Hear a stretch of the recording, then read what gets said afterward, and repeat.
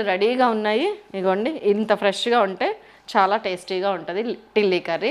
దీనికి మనకి ప్రాసెస్ ఎంతసేపు పట్టిందంటే 5 నుంచి 6 నిమిషాలు, ఒక 3-4 నిమిషాలు ఏమో వేడి నీళ్ళలో ఉంచాలి, 4-5 నిమిషాలు. ఆ తర్వాత కటింగ్కి ఒక 2-3 నిమిషాలు. నేను తక్కువ చేసి చెప్తున్నా అనుకోకండి, మీరు తినాలని చెప్తున్నానని అనుకోండి అంతే. సో చక్కటి మందపాటి మట్టి కుండే పెట్టుకున్నాను. ఒక 4-5 టీ స్పూన్స్ ఆయిల్ వేసాను. సో ఇవి నేను వేయించాల్సిన అవసరం లేదు. పోపులో కొంచెం జీలకర్ర వేసుకోండి. ఆ జీలకర్ర ఒక రకమైన మంచి స్మెల్ వస్తుంది వేగినాక. ఆ స్మెల్ మనకి లివర్లో ఉన్న స్మెల్ని సబ్సైడ్ చేస్తుంది. అండ్ ఇదిగోండి ఉల్లిపాయ. ఇది జస్ట్ ఒక 200 గ్రామ్స్ ఆఫ్ టిల్లీ అంతే. 3-4 చిన్న చిన్నవి 200-250. అందులో వాటర్ ఎక్కువ ఉంటుందండి.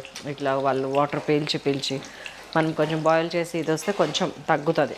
సో పెద్ద ఉల్లిపాయ ఒకటి, మీడియం సైజ్ అయితే 2. మనకి కావాల్సిన గ్రేవీని బట్టి కూడా తీసుకోవచ్చు ఇది. ఇప్పుడు మీకు